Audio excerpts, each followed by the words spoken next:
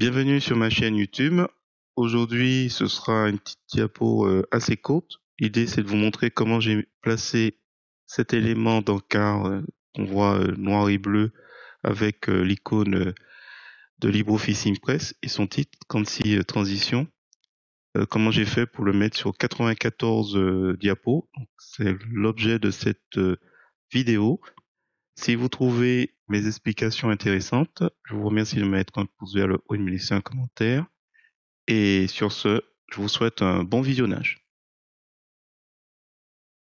Alors, c'est parti. Nous sommes sur LibreOffice Impress, la version 7.4.4.2. Alors, ça va être un tuto assez rapide. Voilà, j'ai actuellement 94 diapos. J'en ai supprimé quelques-uns. Donc, c'est la suite de mon projet de présenter plusieurs transitions avec des images générées par l'IA, donc de Paris. Et l'idée, c'est comment je vais faire pour, je l'ai déjà collé, mettre 36 transitions dans LibreOffice Impress sur chaque diapo. Est-ce que vous allez vous amuser à chaque fois à faire copier-coller, donc le faire 94 fois, ou il y a une méthode qui est assez simple. Je vous la montre tout de suite. Il s'agit des diapos maîtresses. Donc vous allez dans Affichage, vous sortez de l'affichage normal. Donc là on voit que c'est activé. Il y a un petit carré bleu autour et on descend sur diapo maîtresse. Là on arrive sur cet affichage. Alors je vais le coller parce que je l'ai déjà défini avec un dégradé, avec une ligne même couleur que l'icône et j'ai déjà fait le titre.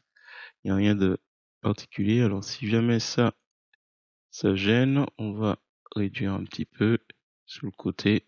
On n'a pas besoin. De toute façon, ça n'apparaîtra pas. Je fais juste un petit peu de passe, même si c'est pas gênant. Donc voilà, j'ai cet aspect, enfin ce petit encart ici avec mon image. Donc c'est plusieurs éléments que j'ai déjà composés avant avec mon texte. Voilà. Et là, c'est juste une forme rectangulaire où j'ai mis un dégradé. Donc pour rappel, simplement un clic droit de la souris, remplissage. Vous allez sur dégradé, puis on choisit les couleurs d'origine et de destination et le type de dégradé linéaire. Voilà. Une fois que vous l'avez mis, pour rappel, dans diapo maîtresse, on refait affichage normal et là, et il s'affiche. Voilà. J'ai pas besoin de parcourir, faire un copier-coller. Donc ça, évidemment, quand vous êtes débutant, ça peut être un peu compliqué d'expliquer les diapos maîtresses, mais voilà, ça vous permet comme ça. Donc là, il y a déjà ce premier. Par contre, tous les éléments qui sont pas communs, il faut savoir que là, par exemple, transition spirale, il n'y a aucune variante. Ou devrais-je dire plutôt, il y en a un. Donc une variante, donc ce sera applicable pour celui-là, ainsi de suite. Donc je ferai aucune dissolution aléatoire. En fait, je ferai toutes les transitions où il y a une seule variante et après je montrerai celle où il y en a le plus, ainsi de suite. Voilà, j'espère que cette petite vidéo vous a plu. Donc c'était pour vous montrer tout l'intérêt de